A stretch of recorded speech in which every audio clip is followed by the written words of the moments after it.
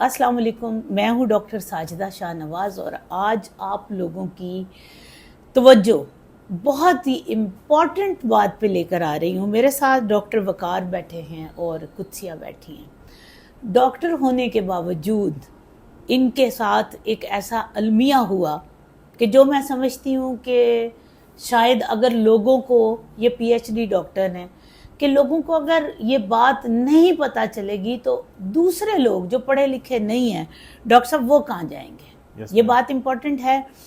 कुत्सिया को अभी पिछले दिनों ब्रेस्ट कैंसर हुआ। ब्रेस्ट कैंसर की वजह से, कुत्सिया आपकी एज कितनी है? 44 हाँ 44 है। जब इनको ब्रेस्ट कैंसर हुआ तकरीबन 10 साल पहले की 30 में, ये इनकी 30s में एज थी। किसी डॉक्टर ने जब इनको कीमो रेडियो मिल रही थी या ट्रीटमेंट हो रहा था, किसी डॉक्टर ने बॉदर नहीं किया इनको ये बताना कि आपकी रेडियो और कीमो में आपके साथ ये प्रॉब्लम हो सकता है कि आपकी ओवरी फेल हो जाए, तो आप बेहतर है कि आप अपने अंडे फ्रीज करा दें। ये इतना इम्पॉर्टेंट मैसेज है। पिछले दिनों मैं शौकत खानम हॉस्पिटल खुद भी गई हूँ। मैंने कुछ डॉक्टर्स से पर्सनली भी रिक्वेस्ट की है कि 2 तरीके हैं फर्टिलिटी को प्रिजर्व करवाने के। पहली तो है कि अगर मेल में कोई, आप, मेरी बात बहुत इम्पॉर्टेंट है, प्लीज़ इसको सोशल मीडिया तक, डॉक्टर वकार आप भी कहें इनको कि सोशल मीडिया पे इसको शेयर करें। बिल्कुल शेयर करें क्योंकि आपके शेयर की वजह से कोई और मरीज ओवेरियन फेलियर और टेस्टिकुलर फेलियर से बच जाएगा। yes, मेरे पास आज 2 पेशेंट ऐसे आए हैं। मैं चूँकि एक दफ़ा पहले वीडियो का टाइम ले चुकी थी, मैं नहीं बना सकी। ये तीसरा पेशेंट है जिनको, क्योंकि कैंसर के बाद अब सर्वाइवल रेट बेहतर हो रहा है डॉक्टर साहब। जब कैंसर में सर्वाइवल बेहतर हो रहा है तो इसका मतलब है कि लोग अल्लाह के फजल से बचेंगे, उसके बाद वो फर्टिलिटी का सोचेंगे। तो अगर उन बेचारों के टेस्टिस ही डैमेज हो गए, अब पेशेंट मेरे पास अभी एक आया, उसको कीमोथेरेपी मिली है, कैंसर, उनको लिवर कैंसर था, कीमो रेडियो के बाद वो 0 स्पर्म के साथ लैंड कर गए। कुत्सिया का ब्रेस्ट कैंसर था, कुत्सिया को ब्रेस्ट कैंसर की थेरेपी मिलती रही और कुत्सिया आज हमारे पास आई हैं 0 एग के साथ, क्योंकि ओवेरियन फेलियर हो चुका है। ये एक कुत्सिया की कहानी नहीं है, बेशुमार लोग हैं।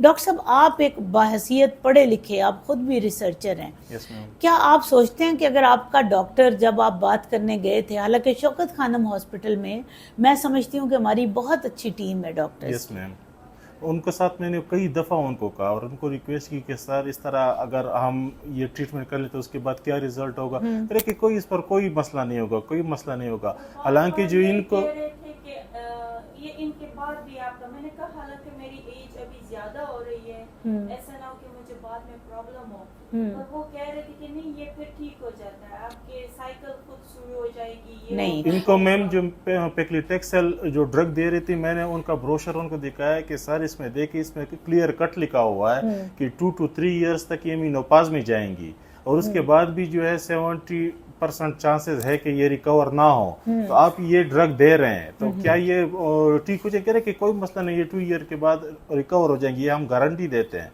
हाँ। मैंने कहा कि आप लोग गारंटी दे रहे हैं तो मेरी समझ से, वैसे मैंने माशाल्लाह बहुत अच्छे, मेरा जो ज़ाती एक्सपीरियंस है शौकत खानम हॉस्पिटल के डॉक्टर्स के साथ, वो बहुत अच्छा है।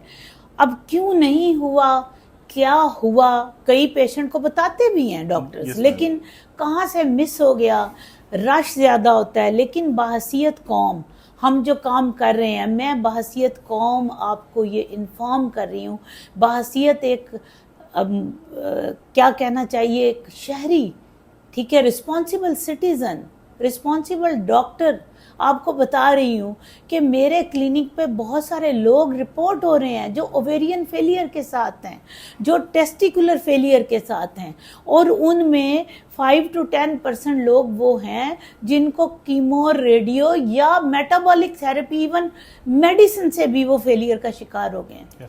अभी मैं आपको समझाना चाह रही हूँ कि कुछ ड्रग्स ऐसी हैं उनके बारे में अभी लोगों को पता ही नहीं है, नई ड्रग्स आई हैं डॉक्टर साहब, है ना ऐसा, उसके ऊपर वो کلیم کرتے ہیں کہ نہیں ایسا نہیں ہوگا، لیکن آپ بجائے اس کے اگر آپ اس کے ایسا نہیں ہونے کے باوجود آ گئے تو اٹ از بیٹر کہ آپ اپنی فرٹیلیٹی پہلے پریزرو کروا لیں.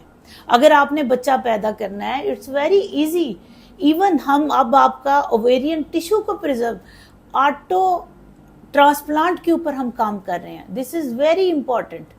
جیسے آپ کا آرگن ہے نا، ہم آٹو آرگن ٹرانسپلانٹ کے اوپر کام کر رہے ہیں.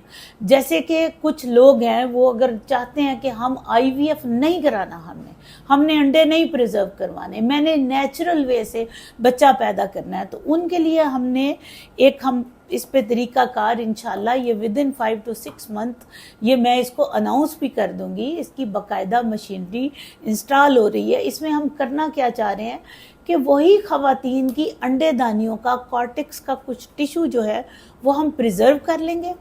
وہی پریزرو ٹیشو ڈاکٹر صاحب ان کا دوبارہ جنریٹ کر کے انہی کو گرافٹ کیا جائے گا جب وہ ٹھیک ہو جائیں گی. انہی کے ٹیشو کو ہم نے پریزرو کیا، انہی کے ٹیشو کو ہم نے ٹرانسپلانٹ کیا ان کی اووری میں. جب وہ اللہ کے فضل سے یہ ڈکلیئر ہو جاتا ہے کہ وہ بالکل نارمل ہے، ٹھیک ہے. ایون میل میں بھی یہ کیا جا سکتا ہے. آپ کے ایگ پریزرو کیے جا سکتے ہیں. میل میں تو بہت آسان ہے، سپرم فریز کرا دیں.